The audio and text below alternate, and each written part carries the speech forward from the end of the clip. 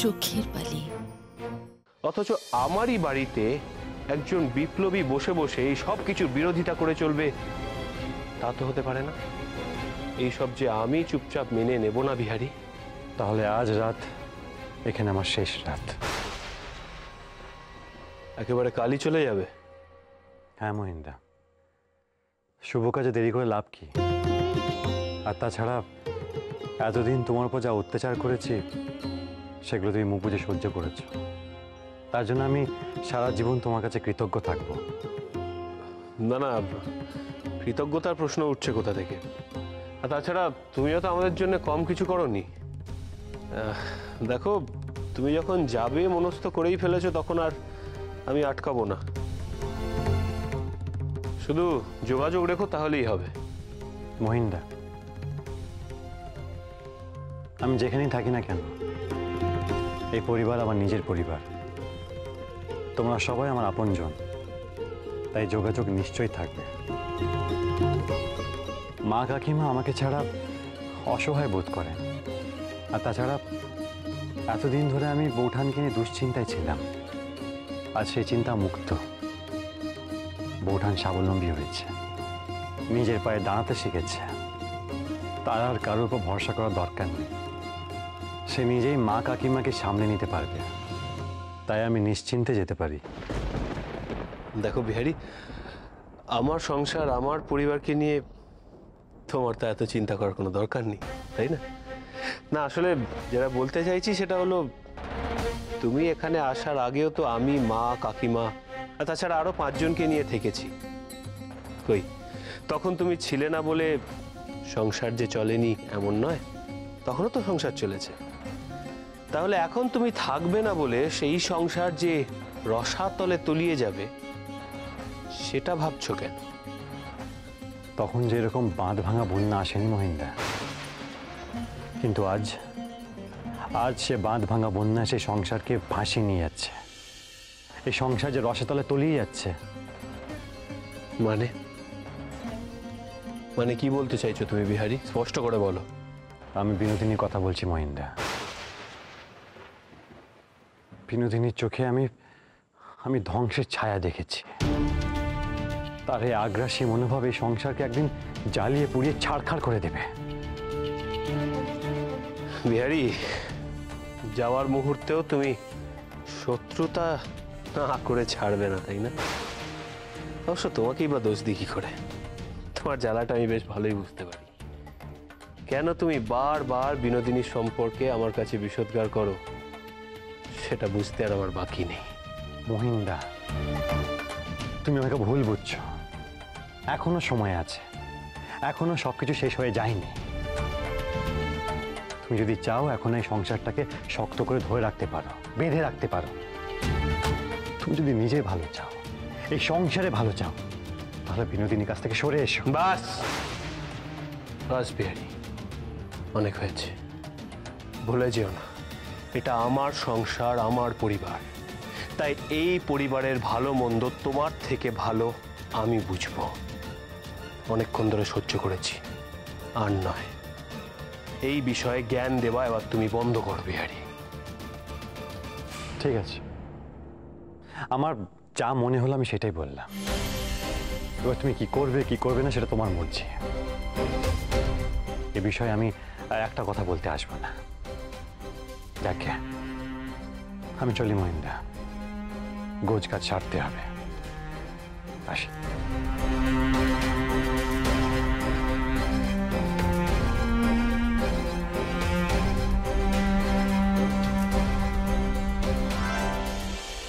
বিহারিটা করবো? একটু দাঁড়ান।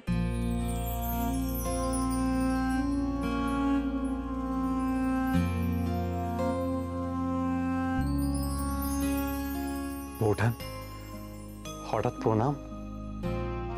আপনি চলে যাচ্ছেন শুনলুম, আর প্রণাম করার সুযোগ হবে কিনা জানি না, তাই আপনার আশীর্বাদ নিতে এলুম। তোমাকে নিয়ে আমার অনেক স্বপ্ন বৌঠান। আমি জানি তুমি নিজের লড়াই নিজেই লড়তে পারবে। জীবনের যুদ্ধে তুমি একদিন জয়লাভ করবেই বৌঠান। আজকে হয়তো মুখুজ্জে পরিবারের টালমাটাল অবস্থা, কিন্তু একদিন আসবে তুমি বিশাল মহিরুহ হয়ে এ পরিবারের সবাইকে ছায়া দেবে। আপনার এই কথা যেন সত্যি হয় বেআই ঠাকুরপো। আপনার স্বপ্ন আমি সত্যি করতে পারবো কিনা জানি না, কিন্তু আমি চেষ্টার ত্রুটি রাখবো না। আমি বাড়ি থেকে চলে গেলে মা কাকিমা দুঃখ পাবে, কষ্ট পাবে, আর সেটার জন্য আমি নিজেকে কখনো ক্ষমা করতে পারবো না। তুমি তাদের সামলে নিও। আমি ওদেরকে সামনে রাখবো ঠাকুরপো। আপনাকে আমার যেতে দিতে মন চাইছে না, কিন্তু কিন্তু তবুও আমি আপনাকে যেতে দেব। আপনার এখন সামনে অনেক বড় কাজ। এখানে থাকলে আপনার কাজে ব্যাঘাত হবে। দেশের জন্য কাজ করতে গিয়ে আপনাকে অনেক লাঞ্ছনা, অনেক গঞ্জনা সইতে হবে। আর আপনার অপমান যে আমার পেরানে সইবে না বেআই ঠাকুরপো। তার চেয়েই ভালো আপনি স্বাধীনভাবে দেশের কাজ করবেন। যদি কখনো তুমি বিপদে পড়ো, কখনো যদি আমার সাহায্য লাগে, আমাকে খবর দিতে দ্বিধা করো না। সে আমি জানি বেআই ঠাকুরপো। আপনিই তো আমার ভরসা, আমার জোর। আপনার জন্যই তো আমি একা পথ চলতে শিখেছি। আপনি অনেক দূরে গেলেও আমার সবসময় পাশে পাশে আছেন, সে আমি জানি বেআই ঠাকুরপো। আর একটা অনুরোধ বৌঠান, মা কাকিমা কেউ জানে না আমি চলে যাচ্ছি। এ কথা জানতে পারলে তারা বাধা দেবেন, তাই কাল তাদের ভোরে ওঠার আগেই আমি রওনা দেব। ওরা যেন ঘুণাক্ষরেও জানতে না পারে।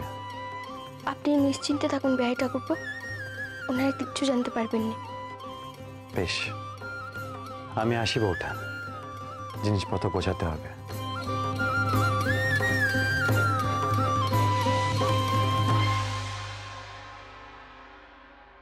কি ব্যাপার, হঠাৎ এত জরুরি তলব? বিনোদ, তুমি এসেছো। তোমায় একটা দুর্দান্ত সুখবর দেওয়ার আছে। এমন একটা সুখবর যেটা শুনে তোমার টাক লেগে যাবে। সুখবর? হ্যাঁ হ্যাঁ, সুখবর। একেই তো বলে সুখবর। ওই বিহারি বেটা তোমার শত্রু, ও এত দিনে এই বাড়ি ছেড়ে চলে যাচ্ছে। বিহারী বাবু বাড়ি ছেড়ে চলে যাচ্ছেন? তাই সিদ্ধান্তটা কি উনি নিলেন নাকি? না, সত্যি কথা বলতে কি, আমি ওকে এই সিদ্ধান্তটা নিতে বাধ্য করেছি। দেখো, আবার শত্রু চলে যাচ্ছে বলে তার জন্য আবার তোমার মন কাঁদবে না তো? কি যে বলেন মহেন্দ্র বাবু, তার জন্য কাঁদার অনেক লোক আছে, খামোখা আমার প্রাণ কাঁদবে কেন? তা হঠাৎ এমন সিদ্ধান্ত নেওয়ার কারণ যখন জানতে চাইছো তখন বলি। এটার পেছনে আসলে দুটো কারণ আছে। প্রথমত, বিহারি একজন দেশদ্রোহী, আর কোনো দেশদ্রোহীকে আমি আমার বাড়িতে থাকার অনুমতি দিতে পারি না। ব্যাপারটা জানাজানি হলে সরকার বাহাদুরের কোপ পড়বে। আর দ্বিতীয়ত, আশার বিগড়ে যাওয়ার পেছনে বিহারীর হাত রয়েছে। আমারই চোখের সামনে আমার স্ত্রীকে সে বিপ্লবের পাঠ পড়াবে, সেটা যে আমি মুখ বুজে সহ্য করব না বিনোদ। তাছাড়া সব জেনে শুনে আমি আমার সংসারের উপর এইরকম বিপদ ডেকে আনতে পারি না।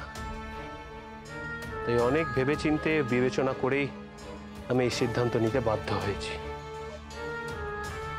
কিন্তু এইসব তো নতুন কিছু নয়। বিহারী বাবু অনেকদিন ধরেই ইংরেজ বিরোধিতার কাজে জড়িত, আর আর বালিকেও উনি অনেকদিন ধরেই কানে মন্ত্র দিচ্ছেন। তাহলে এমন কি নতুন ঘটনা ঘটল যার জন্য আপনি এই সিদ্ধান্ত নিতে বাধ্য হলেন? শুনবে তুমি বিনোদ?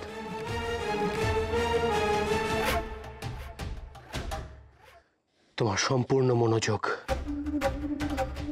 তোমার সব রকম চিন্তা ভাবনার মধ্যে শুধু আমি থাকতে চাই বিনোদ, শুধু আমি থাকতে অন্য কোনো পুরুষ তোমার মনে জায়গা করে নেবে, এটা আমি কিছুতেই হতে দিতে পারি না। এটা আমি সহ্য করতে পারবো না। আমি তোমাকে পুরোপুরিভাবে চাই বিনোদ। মহেন্দ্রবাবু, আমার লাগছে, আপনি ছাড়ুন। তুমি শুধু আমার বিনোদ, শুধু আমার, আমার একার।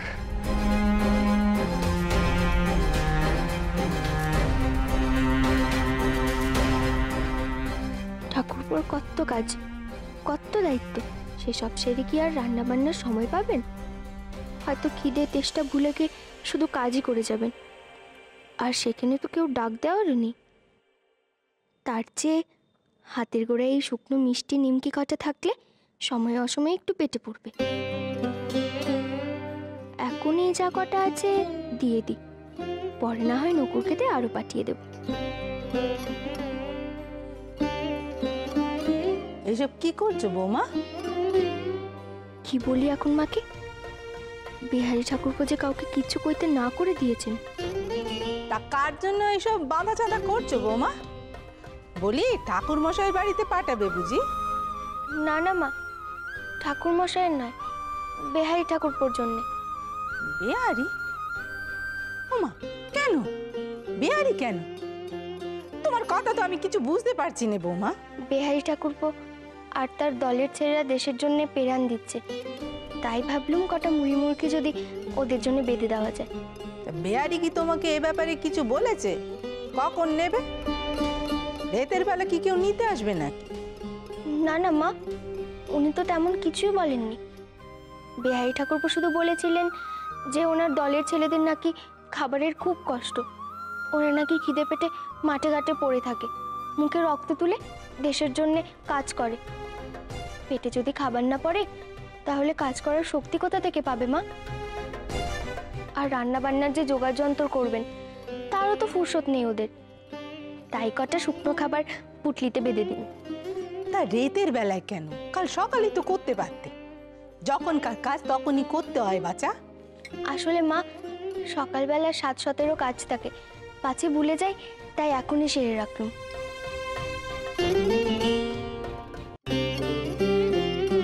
আমাকে দিন বিহারী ঠাকুরপো, আমি গুছিয়ে দিচ্ছি। না না বৌঠান, এমনিতে অভ্যেস খারাপ হয়ে গেছে, আমাকে আর প্রশ্রয় দিও না। কাল থেকে যে সব কাজ নিজেকেই করতে হবে। বেশ তো, কাল থেকেই না হয় করবেন, আজ না হয় আমিই গুছিয়ে দিলুম। এ কি, তুমি আবার এই ট্রাঙ্ক নিয়ে টানাটানি শুরু করলে কেন? আমি ছোট বাক্স নিয়েছিলাম, তাতে তো সব হয়ে যাবে আমার। এই কদিনে যে কত জিনিস বেড়েছে তার খেয়াল আছে আপনার? আর ওই ছোট বাক্সে কিছুই জায়গা হবে না। আর সামনে শীত আসছে, কাঁথা কম্বল এসব তো নিতে হবে না কি? বৌঠান, এই পুটলিগুলো কিসের? এই তো, এতে একটু মুড়ি মুড়কি এসব শুকনো খাবার দেওয়া আছে। আপনার তো আবার রাধা বাড়া করার সময় হবে না, তাই একটু দিয়ে দিল। বৌঠান, এই কদিনে তুমি আমার সব অভ্যেস নষ্ট করে দিয়েছো। বাড়ি ফিরে আবার সব নতুন করে রপ্ত করতে হবে। স্বাবলম্বী হতে দেখছি বেশ সময় লাগবে। ঠেকায় পড়লে সবাইকেই করতে হবে বিহারী ঠাকুরপো। ও কি, বেয়ারি সব জিনিসপত্রগুলো বাক্সে তুলছে কেন বৌমা? আপনার কিন্তু ঠান্ডা লাগার ধাত আছে ঠাকুরপো, আর তাই আপনি ঠান্ডা জলে একদম নাইবেন না, কেমন? আর ঠিক সময় মতো নাও খাওয়া করে নেবেন। বৌঠান, কাজের সময় কত মনে থাকবে? কেন? কানাই তো আছে, সে না হয় দেশ থেকে ফিরে এসে আপনার হাতে হাতে সব করে দেবে। কোন আপনি একটু তাকে বলে দেবেন, তাহলেই হবে। আর হ্যাঁ, রোজকার ডাল ভাত না হয় কানাই ফুটিয়ে দেবে, আমি এখান থেকে নকুরকে দে ওই মাছ মাংসখানে পাঠিয়ে দেবো। না না বৌঠান, ও কাজ ভুল করে করতে যেও না। আমি কি একা থাকবো নাকি? আমার বাসায় এসে যে কতজন ঘাটি গাড়বে তার কোনো ঠিক আছে? তুমি ভুল করেও রান্নার ঝামেলায় যেও না কিন্তু। আমি এসব জানি বিহারী ঠাকুরপো, একজনের খাবার যদি পাঠাতে পারি 10 জনের খাবার পাঠাতে পারবো না কেন? আপনি কোনো চিন্তা করবেন না, আমি একেবারে হিসেব করেই খাবার পাঠাবো। আচ্ছা বৌঠান, আমি যে বইগুলো তোমাকে দিয়েছিলাম সেগুলো পড়েছো তো? ওসব বই কি আর একবার পড়লে হয়? ওই বইগুলো যে পড়তে আর পরে বুঝতে পুরো জন্ম লেগে যায়। তা বটে। আচ্ছা বেশ, বইগুলো তোমার কাছেই থাক। বিহারী ঠাকুরপো,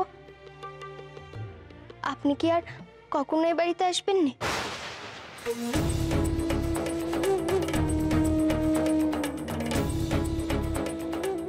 তোমার ঠাকুরকে বলো এই বাড়িতে যেন আমার আসার দরকার না হয়।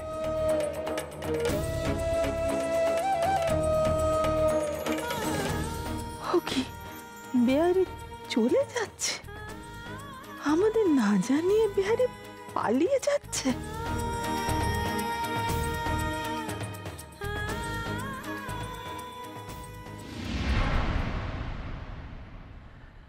আপনি এখনো বিনোদিনীকে চিনে উঠতে পারলেন না। বিনোদিনীর নানা রকম মুখোশ আছে, সে তার সুবিধে মতো এক একটা মুখোশ পরে নেয়।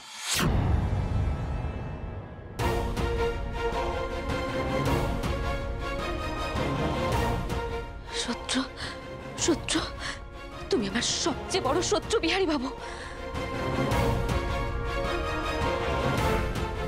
ওই বিহারি বেটা তোমার শত্রু। ও এত দিনে এই বাড়ি ছেড়ে চলে যাচ্ছে। আমি আপনাকে ঘৃণা করি বিহারী বাবু, এত ঘৃণা আজ অব্দি কাউকে কোনোদিনও করিনি। কিন্তু তবু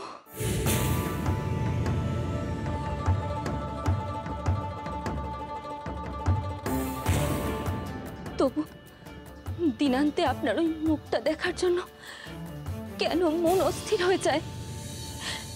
বারবার এত অপমান সহ্য করার পরও কেন আপনার কাছে ছুটে ছুটে যাই আমি? আমি জানি না বিহারী বাবু, আমি কোন আতান্তরে পড়লাম। আপনাকে একবার চোখের দেখা না দেখে আমি থাকতে পারবো না। না না, আপনি এই বাড়ি ছেড়ে কিছুতেই যেতে পারবেন না। আমি আপনাকে যেতে দেব না, আমি যেতে দেব না।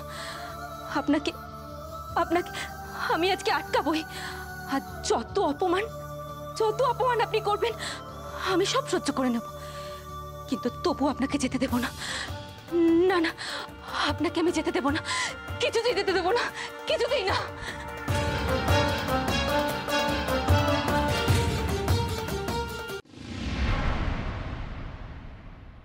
আপনি তাহলে সত্যি চলে যাচ্ছেন? আমি চলে যাচ্ছি এ খবর বিনোদিনী জানলো কি করে? বৌঠান তো বলবে না, তাহলে কি মহিন্দা পথের কাঁটা বিদায় হচ্ছে বলে আগে ভাগে তাহলে জানিয়ে এসেছে বিনোদিনীকে? চুপ করে আছেন যে? সব খবরই রেখেছেন দেখছি। কিন্তু এ বাড়ি থেকে চলে গেলে আপনার যে একা একা খুব অসুবিধা হবে। খাওয়া দাওয়া ঠিক থাকবে না, অসুখ বিসুখ হলে কেউ দেখার থাকবে না। আপনি তো নিজে দেশের কাছে ব্যস্ত থাকবেন, তখন আপনার যত্নার্থী কে করবে? কি আর করা যাবে, সবার কপাল তো আর মহিন্দার মতো নয়।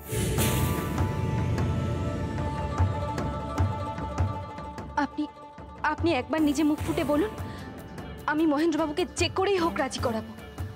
মহেন্দ্রবাবু আমার অনুরোধ ফেলতে পারবেন। আপনি একবার বলুন, আপনি এই বাড়িতে থেকে যেতে চান? প্রলোভন দেখাতে এসেছেন বিনোদিনী দেবী, একটু ভুল জায়গায় এসে পড়েছে। আপনাকে দুটো কথা পরিষ্কার বলে রাখি। প্রথমত, এই বাড়িতে থাকলে আমার কোনো চতুর্বর্গ লাভ হবে না। আর দ্বিতীয়ত, আপনি আমার জন্য মহিন্দার কাছে সুপারিশ করবেন, তার মানে আমাকে আপনার কাছে কৃতজ্ঞ থাকতে হবে। আমাকে মাফ করবেন বিনোদিনী দেবী। একই সঙ্গে একই লোকের প্রতি কৃতজ্ঞতা আর ঘৃণা দেখাবো, এত বড় ভণ্ড আমি নই।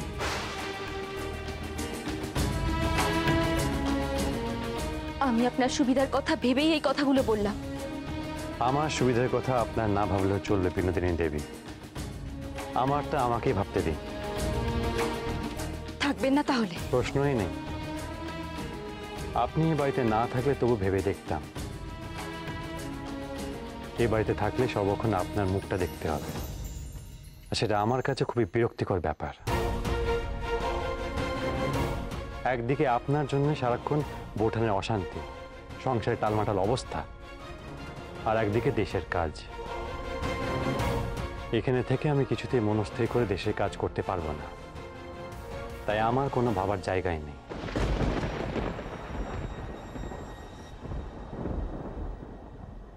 বিহারী বাবু, অনেক রাত হচ্ছে বিনোদিনী দেবী, আমি এখন বিশ্রাম নেব। আপনি এখন আসুন।